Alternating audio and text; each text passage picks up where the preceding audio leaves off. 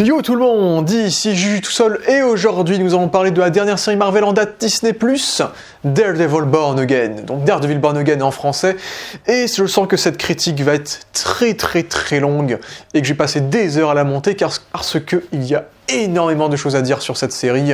Donc Daredevil Born Again qui est censé être une sorte de revival slash suite slash redémarrage donc de l'univers de Daredevil qui a commencé par la série Marvel Netflix Daredevil, diffusée de 2015 à 2018, et bien sûr, je vous invite à regarder mes deux vidéos critiques sur la série Marvel Netflix et à quel point je l'aime et à quel point il est difficile de rivaliser avec cette série-là. Et on est revenu de loin car la série avait été annulée parce que les audiences avaient un peu chuté quand même par rapport à l'audience de Netflix, et aussi parce que Marvel Studios, donc la branche des films Marvel, avait racheté Marvel Television, qui juste là était une branche à part, qui faisait ses projets à part des films. Donc je pense à Agents of S.H.I.E.L.D., à toutes les séries Marvel Netflix, Jessica Jones et compagnie, Punisher, à Runaways, à Agent Carter, etc. Eh bien Marvel Studios a racheté cela, et c'est à partir de là qu'ils ont choisi de créer leur propre série télé connectée aux films du MCU, à commencer par WandaVision, Loki, etc. Et que donc nous n'avions plus droit à Daredevil en fait. Mais il y avait toujours un espoir que certaines de ces séries de l'époque, qui se voulaient, elles, être canon au MCU, soient peut-être canon au MCU du point de vue également des films, qui, eux, n'avaient jamais assumé l'existence de ces séries télé-là. Jusqu'à, par exemple, l'apparition de Black Bolt de la série Inhumans dans Doctor Strange 2, de Jarvis de Agent Carter dans Avengers Endgame, et il se murmurait que peut-être le succès de la série Daredevil, qui est quand même un grand succès, qui a un peu un sentiment de série culte pour la plupart des fans de Marvel, le casting de Charlie Cox, le casting de Vincent D'Onofrio, le casting de John Berthold en Punisher, sont des arguments de vente qui ont fait en sorte que Marvel avait peut-être l'idée de pourquoi pas ramener cette série, parce que rebooter Daredevil, ce serait se débarrasser d'une fanbase assez forte, remplie de gros fans donc, de ces personnages-là, les itérations de l'univers de Netflix, et donc pourquoi pas carrément canoniser le monde de Netflix. Et c'est là qu'il y a eu ce doute qui a pesé durant plusieurs années avant l'arrivée de cette série télé-là, c'était que oui, du coup Marvel a bien ramené ces acteurs-là, notamment Charlie Cox en Daredevil et Vincent D'Onofrio en Caïd. Donc on a retrouvé respectivement donc Charlie Cox dans Spider-Man No Way Home faire un petit caméo, puis dans She-Hulk, puis dans la série Echo, et donc on a aussi revu le Caïd dans la série Hawkeye et dans la série Echo. Et le truc c'est que dans ces séries-là, ces personnages semblaient quand même assez différents en termes de ton, d'ambiance, de design ou d'avancée narratif que dans la série Netflix. Et c'est là qu'on se demandait, mais est-ce que on est sur du soft reboot, c'est-à-dire qu'on va garder certains éléments et en dégager d'autres et donc créer notre propre version de personnage qui aurait vécu une partie des événements de la série Netflix, ou est-ce qu'on serait sur une suite, mais une suite plus ou moins cohérente, parce que quand on regarde Hawkeye, le Caïd, le mec qui balance des portières de voiture à main nue, donc voilà quoi. Donc c'était ça la grande question, et c'est la question qui a malheureusement pesé sur cette série Daredevil Born Again, car, et c'est là d'où vient le titre de ma miniature, pour moi Daredevil Born Again est une série née prématurément. C'est que la série a été lancée trop tôt avant même que Marvel soit satisfait du résultat qu'ils avaient écrit, qu'ils avaient scénarisé en fait. C'est que ils ont tourné 6 épisodes, dont heureusement j'ai presque envie de dire la grève des scénaristes et des acteurs a mis en pause afin que Marvel puisse vérifier que les rushs qu'ils avaient tournés ne leur plaisaient pas. Ce qui a fait en sorte qu'ils ont donc choisi de, malgré tout, et c'est ça la surprise pour beaucoup, c'est qu'on pensait qu'ils allaient tout refaire, mais en fait non, de conserver comme une grosse majorité des rushs de cette série, de cette première version de Daredevil Born Again, qui à la base devait d'ailleurs avoir 18 épisodes. Qu'est-ce que ça serait passé si on se serait tapé 18 épisodes dans de Dieu?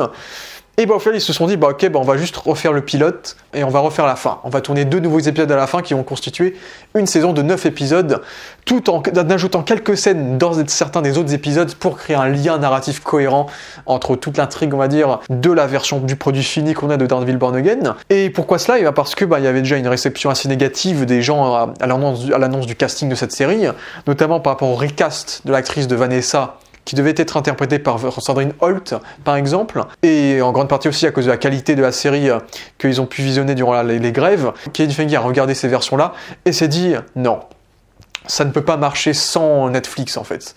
Ça ne peut pas marcher sans le casting de Netflix, sans le ton de Netflix, sans la continuité de ce que Netflix a à faire. C'est que Netflix a mis la barre tellement haute que ce qu'on a mis là, ce qu'on a fait là, c'est pas Daredevil en fait. Et c'est là qu'ils se sont dit, on va ramener Dario Scardapane, qui est un scénariste-producteur qui a écrit certains épisodes de la série de Punisher, et qui a donc écrit les épisodes 1 8 et 9.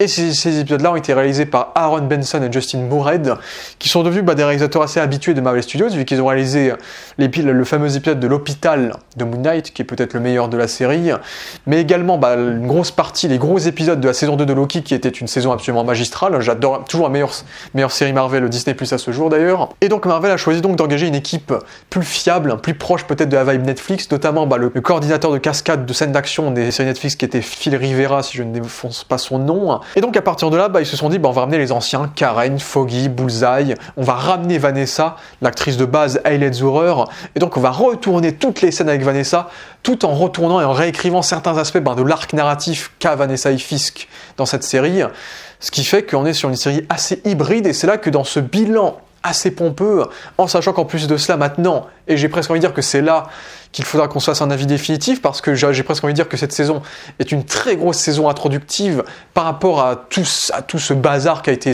la production de cette série. Une saison 2 a déjà été renouvelée et le tournage est déjà prêt pour cette saison 2. Le tournage est en cours à l'heure actuelle et je pense qu'on sera obligé malheureusement d'attendre la saison 2 pour se faire un avis définitif sur est-ce que cette série se dirige sur le bon chemin, est-ce qu'on se dirige sur quelque chose de qualitatif et qui a un potentiel de série Daredevil, d'univers Daredevil vraiment fort. Et bien malheureusement par rapport à cette première saison de Born Again, et je sais pas si je suis déçu ou pas parce que c'est vrai que les trailers m'ont quand même hypé, les commentaires m'ont quand même très hypé. Puisque Dario Scardapane avait par exemple dit que pour moi, quand je regarde la série Netflix ou quand je regarde même le Pingouin de HBO, pour moi, je trouve qu'on est plus dark qu'on est plus sombre, plus viscéral. Et j'avoue que ça a commencé à titiller un peu ma hype. Mais dès que je voyais les bandes annonces, dès que je voyais un peu l'imagerie Disney+ assez laide et le ton un petit peu abordé, une partie du nouveau casting, j'allais pas non plus me faire des lauriers en me disant que ça va être au même niveau que Netflix.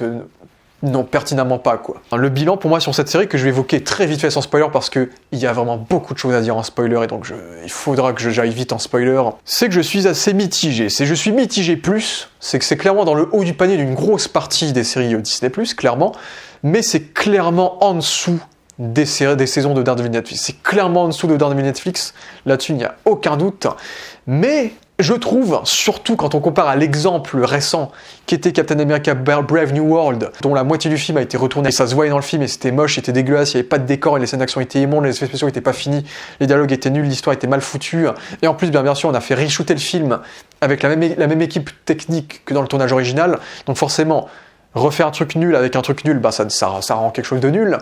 Là, au moins, je trouve que on ressent qu'on a une équipe technique plus compétente et passée derrière la série et a réussi, malgré tout, je trouve que ça reste quand même un exploit, ce qu'ils ont réussi à réaliser, à nous créer une saison plutôt cohérente. Et en vérité, si on est un spectateur lambda qui se prend pas la tête, en vrai, pour vous, la saison peut être tout à fait cohérente et prendre tout son sens dans tout ce que l'on voit, en fait. Et pour le coup, je dois leur féliciter pour ça, parce que pour le coup, la série se suit sans déplaisir et plutôt divertissante dans certains aspects.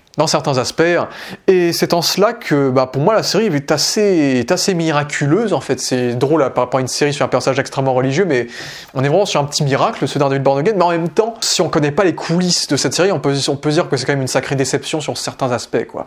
Si tu sais pas qu'il y a eu un gros problème de production, la série en elle-même, la qualité que t'as intrinsèquement parlant, elle est bien, mais elle est en dessous Netflix, et je peux comprendre totalement qu'on soit déçu par cette série, parce que techniquement, quand je compare, et on va beaucoup comparer à Netflix, je n'ai pas le choix, beaucoup vont nous dire mais t'as pas l'air de comparer parce que c'est différent, c'est un contenu différent, c'est une proposition différente, donc il faut prendre les œuvres telles qu'elles le sont avec leurs différences et leurs qualités. Oui, mais le truc c'est que Daredevil Netflix a marqué un level de qualité que pour moi la série Born Again se doit à minima de rivaliser, en fait. C'est que je veux pas qu'on se tape un revival de la série Daredevil pour qu'on est moins bien, quoi. Si on a un level qui a été dépassé, il faut soit l'égaliser, soit le surpasser. Et malheureusement, la série Born Again n'atteint aucun de ces paliers-là, sans pour autant être une mauvaise série. Comme je dis, malheureusement, il faudra attendre la saison 2 pour vraiment se faire un avis définitif. Et c'est chiant parce qu'on a déjà une saison entière qui est là, si on a vraiment la qualité de la série, quoi. Parce que là, on sera sur une saison qui sera complètement réalisée par la nouvelle équipe qui a plus ou moins maintenu cette saison 1. Et donc, pour commencer, les premiers aspects qui m'ont vraiment dérangé, ça c'est vraiment sans spoiler, la mise en scène. La mise en scène, moi, personnellement, j'en connais qui n'aiment pas du tout la nouvelle mise en scène. Moi, je la respecte. C'est une nouvelle mise en scène qui n'a rien à voir avec la mise en scène Major, on est sur du cinémascope, car c'est Marvel, ils veulent que tout se fasse cinéma. Et j'avoue que je suis pas non plus extrêmement fan de cette idée-là de ouais, bah attends, c'est Disney+, c'est Marvel Film, donc toutes nos séries seront en cinémascope quasiment. Je suis pas très fan de l'idée parce que ça revient à oublier que ces séries-là sont des séries en fait. Si on veut tellement créer un aura cinématographique qu'on oublie l'apport télévisuel de ce qui est censé être une série télé, quoi. C'est censé être un plan large qui est censé rentrer dans notre écran de télévision, un 16/9.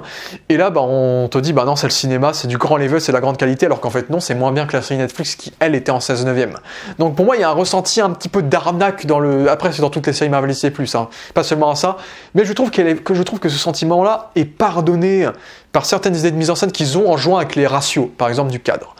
Donc par exemple, une idée, et c'est ça ce qui va être très marrant, c'est qu'on voit très clairement la différence de réalisation entre l'épisode 1, 8 et 9 et les épisodes du milieu de saison, parce que je trouve que les réalisateurs Justin Benson et Aaron Moorhead, mais on sent que eux, ils ont plein d'idées de réalisation. Dès que c'est eux qui réalisent un épisode, il y a plein d'idées de partout. Déjà, ils ont trouvé une nouvelle façon de retranscrire le Louis de Matt Murdock en jouant avec les formats de ratio, en montant le ratio et ensuite en le redescendant pour vraiment nous montrer comment le personnage perçoit telle chose, et on le dira plus en spoiler, mais franchement c'est très très bien foutu comme méthode, et justement c'est marrant parce que cette méthode là on l'a que dans l'épisode 1, et dans l'épisode 8 où ces réalisateurs-là reviennent parce que c'est encore la nouvelle équipe. Donc c'est là qu'on voit qu'il y a quand même un manque de cohérence parce que les autres fois que malheureusement on verra les pouvoirs auditifs de Matt Murdock être utilisés, et ce sera surtout des inserts sur son oreille, des légers zooms, des choses comme ça, et on n'ira jamais plus loin que ça dans la mise en scène, et ça se voit que c'est pas les mêmes réalisateurs qui étaient derrière les autres épisodes, quoi. Et puis de base on a aussi beaucoup d'utilisation d'images d'illustration de la ville de New York. Donc la série commence, c'est plein d'illustrations de la ville de New York de nuit, de façon assez belle, c'est de beaux plans New York, mais on dirait limite les plans que je ferais moi en filmant une vidéo prise de vue, quoi. En filmant des gens de dos, sans que les gens le remarquent, en les filmant de loin, en les filmant en train de vivre leur vie quotidienne. Et je trouve que c'est une façon de faire que je trouve intéressante dans la manière dont ils posent leur nouvelle ambiance dans la ville de New York. Et pour le coup, c'est quelque chose qu'on retrouve dans toute la série, pas que dans la réalisation de la nouvelle refonte spécifiquement, mais un peu partout dans la série. Puis vous verrez, mais cette saison 1 démarre avec un plan séquence, quasiment une scène d'action en plan séquence, qui, je suppose, est surtout là pour concevoir un hommage à la série Netflix qui a dans chaque saison constitué un gros plan séquence ambitieux, et donc là on a le droit également à un plan séquence qui est cool. Et en dehors de ça, bien sûr, on doit parler scènes d'action. Il y en a très très peu de scènes d'action. Il y en a 6-7 sur 9 épisodes, ce qui en vérité, pour une série Daredevil, n'est pas énorme en fait. C'est que à peine on a des épisodes où il n'y a pas d'action du tout, quoi. Et c'est pas pour me déplaire, honnêtement, c'est que beaucoup des meilleurs épisodes de cette saison n'ont pas de scènes d'action, mais une fois sur deux, l'action est filmée avec le cul, c'est juste ça, c'est que dès qu'on est sur l'ancien tournage, on repère les scènes d'action découpées et surdécoupées, où on enchaîne avec trop de plans, limite ça fait très Taken de Liam Neeson en fait. Et les seules choses que je trouvais intéressantes dans ces scènes d'action là, c'est qu'on stoppait la musique et on mettait en avant le son du combat pour mettre en avant bien sûr Louis de Matt Murdock, mais à part ça, le découpage était assez aux fraises, quoi. C'est qu'on découpait tout à la truelle. Là où par exemple on a une scène d'action dans l'épisode 6 où Daredevil affronte un nouveau super vilain, et on sait que cette scène d'action là, parce qu'on voit les plans dans la bande-annonce qui ont été coupés d'une première version de cette scène d'action, qui a été donc intégralement retournée durant le nouveau tournage de cette scène d'action d'épisode 6, où on sait qu'ils ont amené le coordinateur de cascade de la série Netflix. Et cette scène d'action là par exemple est largement meilleure que les scènes d'action qu'on a eues avant, quoi. C'est là on est sur une scène d'action qui est beaucoup plus spacieuse, aérée, lisible et mieux chorégraphiée que dans les scènes d'action précédentes, et ça se voit notamment parce qu'après dans l'épisode 7 on aura un rematch entre Daredevil et cet antagoniste là, où là on revient sur une scène d'action de l'ancien tournage, où là c'est surdécoupé avec le cul, c'est pas assez lisible, ça abuse trop sur le découpage, et franchement c'est chiant, j'ai envie de dire. Aaron Moorhead et Justin Benson ont beaucoup d'idées visuelles sur la manière dont ils veulent retranscrire leur univers de Daredevil, notamment par exemple il y a plein d'idées un peu comme ça, mais par exemple on a une fameuse confrontation entre Wilson Fisk et Matt Murdock, où par exemple on a la caméra qui tremble dès qu'on a le champ sur Matt Murdock, mais dès qu'on a le contre-champ sur Fisk, la caméra est stable, par exemple. Ils ont plein d'idées comme ça, si on a une scène d'action avec Daredevil et le Punisher. Lui, Daredevil a le droit à des scènes d'action à vitesse réelle, là où le Punisher a le droit à des scènes d'action en ralenti. On essaie de montrer, d'appuyer sa violence et d'appuyer un peu pas le kiff, mais l'addiction à la douleur que le Punisher a. Même si pour le coup, je trouve que dans cette scène d'action-là, ça marche beaucoup moins bien parce que je trouve qu'ils ont un peu trop abusé sur les slow motion et on se fait un peu chier devant cette scène d'action, honnêtement. Et je trouve que du coup, ça casse un peu le rythme de la scène d'action. Mais je trouve qu'il y a une très très bonne gestion du montage quand il s'agit de mettre en parallèle Daredevil et le Caïd, notamment dans cette scène d'action d'épisode 6 que j'ai évoquée, qui pour le coup marche très très bien. Et puis en dehors de ça, les scènes d'action restent assez correctes, quoi. C'est ok tiers, mais c'est pas le niveau, encore une fois, de Netflix, où je trouvais qu'il y avait un côté caviar un peu partout, surtout que l'un des gros défauts, ou qualité, ça dépend des scènes, ça dépend des réalisateurs, mais on est sur une photo Marvel. C'est-à-dire qu'on est sur une photo très flat, très numérique, très plat, qui ne laisse aucun jeu de contraste ressortir du résultat visuel de cette série. Et parfois ça rend pas trop mal parce qu'au moins il y a de la mise en scène et des jeux de lumière qui corrigent un peu ce problème-là. Notamment, on aime bien éclairer Daredevil de rouge. Il y a une séquence dans l'épisode 1, par exemple, où on a Wilson Fisk au sommet et Daredevil par terre, on va dire, donc l'enfer, le paradis entre guillemets, l'ascension, la descente aux enfers, où du coup il y en a un qui est éclairé en blanc, le Caïd, et un qui est éclairé en rouge, Daredevil, crée des visuels intéressants. La saison se finit sur un clignotant rouge également, donc on aime beaucoup appuyer sur le code couleur des personnages, et ça c'est quelque chose que je trouve plutôt cool, que ce soit sur ça, que ce soit dans l'épisode 8, où on met carrément en avant des visions en couleur de certains personnages, ce qui crée déjà un côté très très comic book, où parfois on peut avoir une case de comics qui est de couleur normale, et boum, on a une case rouge parce qu'on est sur le point de vue de tel personnage, ou parce qu'on veut essayer de représenter un sentiment de choc par la couleur rouge de ce panel-là de comics. Et c'est quelque chose justement qui fait très comic book, qui marche très très bien dans la façon dont ces réalisateurs-là ont mis en scène ces jeux de couleurs. Et il n'y a que dans leurs épisodes à eux qu'on a vraiment ce jeu de couleurs assez appuyé, qui marche bien. Et puis de temps en temps, on a des jeux de couleurs qui sont assez bien, la photographie, les jeux de lumière marchent bien dans les visuels. Et parfois, et c'est surtout ça peut-être le mimique un peu chiant, c'est qu'on a beaucoup de plans avec des fenêtres en arrière-plan, des fenêtres qui créent un effet opaque, flou, avec un blanc, avec une forme de contre-jour blanc qui va flouter autour des personnages, qui va un peu les détourer. Et quelquefois, ça crée des beaux plans. En vrai, ça crée des beaux plans en termes de contraste. Ça crée même presque un côté église religieuse, ce qui est cohérent avec Daredevil. Et parfois, c'est juste moche. T'as l'impression que dans tous les plans de l'appartement de Matt Murdock, dans tous les plans du bureau du maire Fisk, c'est putain de fenêtre blanche qui est en train de planquer les personnages parce qu'il y a un putain de contre-jour. Et une fois sur deux, c'est moche, j'ai envie de dire. Pour moi, une fois sur deux, c'est moche et ça marche moyen. Mais comme je dis, ils ont des jeux de mise en scène, ils sont obsédés par les zooms et les dézooms. Ces réalisateurs-là. On le ressentait déjà dans la saison 2 de Loki, mais là ils adorent faire des zooms et des dézooms, et je trouve que c'est une mimique de mise en scène qui n'est pas forcément inintéressante. Je trouve que ça crée une identité un peu à part, je trouve, par rapport à d'autres séries Marvel par exemple, ou même à d'autres réalisations Marvel en général, j'ai envie de dire, c'est que pour le coup, quand on regarde un épisode réalisé par ces mecs-là, on sait que c'est ces mecs-là qui ont réalisé ces épisodes-là. Et moi, pour le coup, pour une fois qu'on a une patte un peu artistique dans une œuvre du MCU, ça ne me déplaît pas, quoi. Donc j'ai envie de dire que tant mieux pour eux et ça me fait plaisir, et donc je suis plutôt fan de leurs idées de mise en scène. Après peut-être qu'il y en a d'autres qui vont me revenir en tête un peu plus tard. Mais bref, la mise en scène, la photographie est moyenne, mais la lumière sauve un peu le truc. Il y a la musique aussi qui est différente de la série Netflix, c'est que ça qu'on pourra parler du générique. Donc on a un générique qui nous montre un peu tout le lore de Daredevil en pierre, en train de s'effondrer en fait. Le Caïd, Nelson Murdock and Page, la ville de New York, etc. Et puis à la fin, tout se reconstruit en Daredevil en pierre. Et autant oui, le générique est cool, en vrai le générique est sympa, autant je le trouve pas non plus oufissime, quoi. C'est que, comme j'avais dit dans ma vidéo sur la série Netflix, c'est que la série Netfllix a instauré un mimique de générique. Après, toutes les séries Netflix sont reprises, quoi. C'est que maintenant, depuis Daredevil Netflix, tous les génériques qu'on a, c'est des génériques en 3D numérique, où la caméra est posée sur un décor, sur un personnage fixe, ou sur une statue, exactement comme le générique de la première saison de Arcane, le générique de Hunting of Hill House, etc. Et le truc, c'est que Daredevil Born Again, son générique devient l'ombre de ce qu'était le générique de la série Netflix, et donc ce qui fait que c'est un générique qui, au final, reste assez... qui est cool en vrai, mais qui reste moins original et moins mémorable que le générique de Netflix. Mais personnellement, j'aime beaucoup la BO des frères Newton, qui ont fait la BO également de X-Men 97. Ces mecs-là, ils font que la BO de Revival, ça c'est marrant, puisqu'effectivement, ils ramènent le leitmotiv du thème de Daredevil Netflix, sauf qu'eux, ils rajoutent des chœurs et de l'orgue et des thèmes un peu christiques de partout dans la musique. Et autant je trouve ça cool, c'est que ça crée des musiques assez fortes émotionnellement, quelques leitmotifs que j'aime bien, comme le tin. Ça, je sais pas, j'aime bien ce moment-là, à chaque fois dans le générique. Je trouve que c'est un nouveau bout de thème que j'aime bien. Et c'est paradoxal parce que ça aurait presque en exergue le côté religieux de Matt Murdock, qui est assez peu exploité dans cette saison 1, alors que la BO c'est du full orgue, du full chœur choral avec des voix de femmes ou des voix de prière ou de ce genre-là. C'est que de la BO d'église, quoi. c'est que des prières, quoi. C'est la messe, en fait. Alors qu'en fait, là, on explore très peu le côté religieux de la série.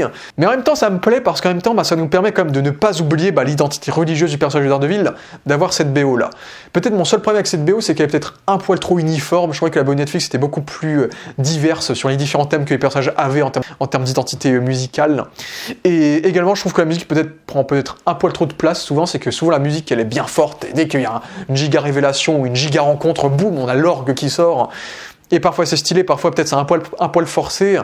Mais pour moi, la musique est en dessous de Netflix, mais elle est quand même très très bien. Donc je suis pas opposé à cela non plus. En termes de rythme, comme je vous dis, on est sur quelque chose d'assez bancal. Pour moi, il faut parler des personnages pour parler de ça. C'est que quand tu commences la série Daredevil, c'est aussi ça la question. Est-ce qu'une personne qui adore la série Netflix Daredevil va se retrouver dans cette série? Je dirais oui et non, quoi. C'est que moi, personnellement, je me suis refait Netflix avant Born Again. Et quand j'ai commencé Born Again, j'ai été paumé. Je me suis posé plein de questions dans ma tête et je me suis dit...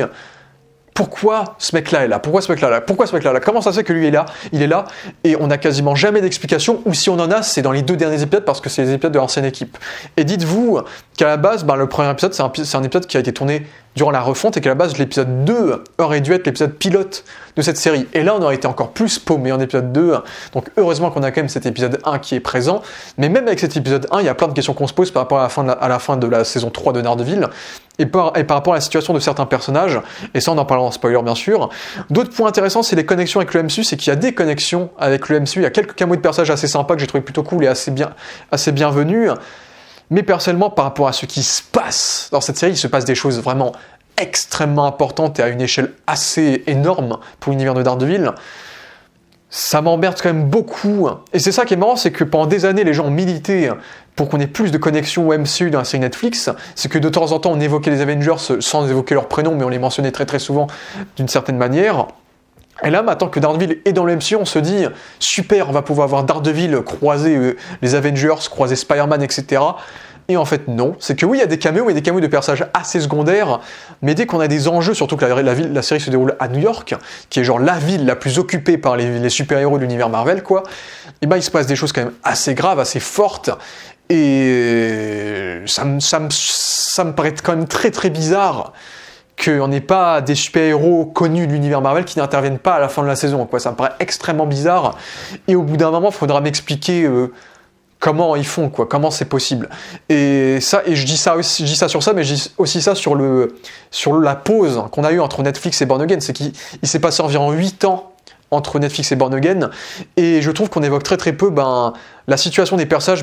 Qu'est-ce qui s'est passé en 8 ans, quoi? C'est que ce qui s'est passé en 8 ans, c'est que le Caïd, maintenant, il est libre, alors qu'il était en tôle durant Netflix. Bullseye est libre. Le snap, est-ce que le blip de Thanos a servi de conséquence? Pourquoi le Caïd est libre, on ne sait pas. Et on n'évoque pas du tout le côté snap, c'est qu'on suit la ville de New York, on suit les habitants de New York, et on n'évoque potentiellement pas les gens qui ont perdu leur famille pendant 5 ans, les problèmes financiers, les problèmes d'immobilier, je sais pas. Et oui, je sais que Marvel a arrêté de parler du snap et du blip, mais n'empêche que c'est un événement tellement important dans leur univers que pour moi ça paraît lunaire de ne pas le mentionner une fois dans une série terre-à-terre qui se déroule en plein dans une ville. Pour moi ça reste l'un des plus gros échecs de l'univers Marvel. Ils avaient un potentiel en or sur le snap de Thanos, sur la dramaturgie qu'ils auraient pu apporter avec ça, et ils en font rien. Et cette série-là, c'était l'occasion parfaite de développer la vie du peuple, en fait, le vécu du peuple, la vie du petit peuple, et au final on n'en fait pas grand-chose. Donc ça c'est plutôt décevant également. Donc j'ai vu beaucoup se plaindre qu'il y avait beaucoup de connexions à Marvel, mais moi je trouve qu'il n'y en a pas assez. Donc je trouve que c'est mon problème, c'est que maintenant qu'on est dedans, il faut rentrer dedans, quoi. Sinon, ne faites pas, quoi. Je trouve que la série est encore trop dans son coin, dans sa bulle, malheureusement. En dehors de ça, les acteurs sont toujours aussi bons. Daredevil, Charlie Cox, Vincent D'Onofrio, même tous les anciens, même les nouveaux sont bons, c'est juste qu'ils ne sont pas exploités, c'est ça. C'est ça le problème que vous aurez, c'est que à la fois, on est sur un redémarrage où on a un nouveau casting qui remplace l'ancien casting, même si plus tard le nouveau casting reviendra parce qu'il y a eu des refontes, bref, ça on le sait tous, mais le nouveau casting est interprété par des plutôt bons acteurs et on a des concepts de personnages intéressants. Le problème, c'est qu'ils ne sont pas développés. Rappelez-vous que les épisodes de Netflix duraient presque 1 heure ou 50 minutes, c'est que on avait des épisodes longs qui, au-delà de développer Daredevil ou le Caïd, développaient tout simplement tous les personnages de la série, quoi. Karen et Foggy avaient plus de personnalité et de développement instauré dans le pilote de Daredevil Netflix que certains personnages comme Kristen ou Bébé Yurik ou Cherry dans toute la série, quoi. La série Netflix était une série chorale, une série qui développait les personnages via une intrigue commune, certes, mais une intrigue qui nous permettait de développer les démons intérieurs, la psychologie, la situation financière de chacun de ces personnages-là. Alors que dans cette série-là, tout est focus sur l'opposition entre Matt Murdock et Wilson Fisk. Et le truc, c'est que tous les personnages secondaires qu'on a dans cette série-là gravitent soit autour de Wilson Fisk, soit autour de Matt Murdock, soit autour des deux. Et leur seule fonction, c'est d'être des personnages fonctions qui se doivent de participer, de faire avancer l'arc narratif de Matt Murdock et de Wilson Fisk.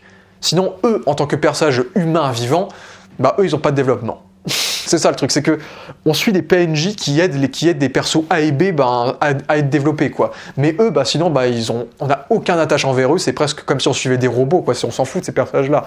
Et il faut attendre les 2 derniers épisodes avec les nouveaux réalisateurs et le nouveau scénariste pour qu'on les développe enfin un petit peu plus. Ce qui, pour le coup, pourrait donner une saison 2 plus intéressante pour ces personnages-là, parce que malheureusement, c'est aussi ça qui a fait qu'il y a quand même beaucoup de moments où on peut se faire un peu chier dans cette série. On voit Daredevil avoir une nouvelle vie d'avocat avec une nouvelle collègue, on la connaît pas, on la développe pas, donc on se fait un peu chier dans leur scène. On n'a pas vraiment d'implication émotionnelle entre les deux. Il a un nouveau pote flic, on sait pas d'où il sort, on s'en fout. Wilson Fisk, pareil, il fait affaire à la mairie avec une nouvelle équipe et des fois on se fait un peu chier, quoi. Le scénario avance bien. C'est juste que le rythme peut être bancal par rapport au fait qu'on a une très mauvaise gestion des personnages, surtout que les épisodes durent 40 minutes à peu près. Même certains durent environ 35 minutes. Et si on était par exemple sur la série Netflix, on aurait eu c'est une demi-heure d'épisode qui aurait développé le cas des Daredevil, mais on aurait eu les 20 minutes en plus qui auraient développé les personnages secondaires. Alors que là, on a souvent des épisodes qui s'arrêtent au bout de 35 minutes, ce qui est, encore une fois, très peu arrêté avec ces durées de merde. Et encore là, ça va, on a quand même beaucoup d'épisodes qui durent plus de 40 minutes, 50 minutes, donc là ça passe encore, on a connu pire, sans compter le fait que la série dure 9 épisodes, alors que la série Netflix en durait 13. On en avait 13, et 13 c'était énorme pour développer tous les personnages qu'on pouvait rencontrer dans la série Netflix et qui avaient droit à énormément d'intrigues, d'arcs narratifs super intéressants où là c'est le vide en fait.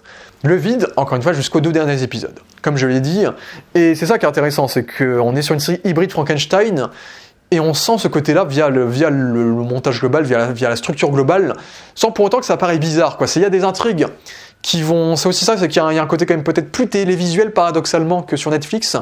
C'est que Netflix quand même restait assez linéaire, c'est que tous les épisodes faisaient avancer l'intrigue et quelquefois tu avais des flashbacks sur les origines de tel personnage.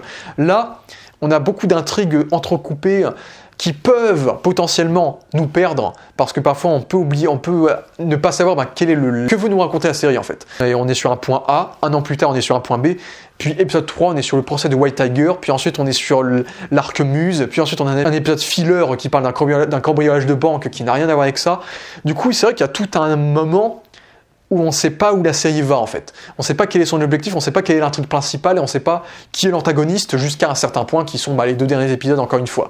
Donc c'est fou, tout a été sauvé, maintenu par ces 2 derniers épisodes encore une fois. Pour le coup c'est quelque chose qui est véridique, quoi. C'est que la série est assez bâtard dans sa structure, et malheureusement, et on en parlera surtout avec les différentes intrigues, White Tiger, Muse, qui sont souvent assez inégaux en termes de qualité malheureusement. Ce qui est dommage parce qu'il y a beaucoup de potentiel gâché, c'est que White Tiger, très très cool personnage, son arc je l'ai beaucoup aimé, mais Muse, déception immense, quel gâchis, on en parlera en spoiler également. On peut aussi parler des effets spéciaux, c'est que contrairement à Netflix, qui en avait beaucoup moins, parce qu'il y avait beaucoup moins de budget, là on a un peu d'effets spéciaux, pas énormément beaucoup, mais quand on en a, quoi. C'est qu'on a quand même 2-3 séquences où Daredevil nous fait des séquences de voltige, et comme maintenant on est sur Disney+, on a le budget de le faire voltiger, dans des gratte-ciel, on va dire, et c'est très très moche, c'est pas fini, c'est moche, l'éclairage est dégueulasse.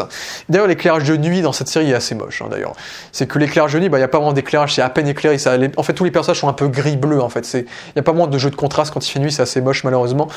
Mais les CGI, et il y en a très très peu encore une fois, je le dis, le peu de fois qu'on l'a, c'est moche, quoi. C'est les scènes de voltige, désolé, mais les scènes de voltige dans She-Hulk de Daredevil étaient 1000 fois mieux fait que dans Daredevil, quoi. Ça nous donnait... Moi, c'était l'un des rares trucs qui me donnait confiance sur la série Daredevil, c'est que, au moins, maintenant que Daredevil est dans l'univers Marvel, MCU, on va pouvoir lui donner des capacités un peu plus surréalistes. Donc avoir des scènes de voltige un peu plus surhumaines. Et malheureusement, dans She-Hulk, c'était bien fait. On dit un beau truc de She-Hulk, et là c'était mal fait, tout simplement. Et même il y a beaucoup plus de sang numérique que dans Netflix, où dans Netflix on était sur quelque chose de beaucoup plus authentique. Et c'est vrai que parfois ils en abusent un peu. C'est qu'en vérité c'est paradoxal. C'est que dans le premier tournage, les épisodes 2 à 7, il y a très peu de sang. C'est assez censuré, je trouve. C'est que parfois c'est pas nécessaire de montrer du sang, c'est pas grave. Mais je trouve qu'il y a quand même des séquences et des personnages, notamment Muse, où pour moi c'est des personnages où il est nécessaire de nous montrer la violence, le gore et le côté viscéral qu'un personnage de ce type-là doit nous apporter pour qu'il nous fasse peur, par exemple. Et justement, c'est dans cette partie-là, dans cette moitié de série, dans ce milieu de série, que la série est assez peu gore, assez aseptisée. Au final, il se passe pas grand-chose et on est que sur de l'ambiance, en fait. Là où les épisodes 8 et 9, surtout l'épisode 9, et là, d'un coup, tu as la scène la plus gore de l'histoire du MCU et même de l'histoire de Daredevil Netflix, en fait.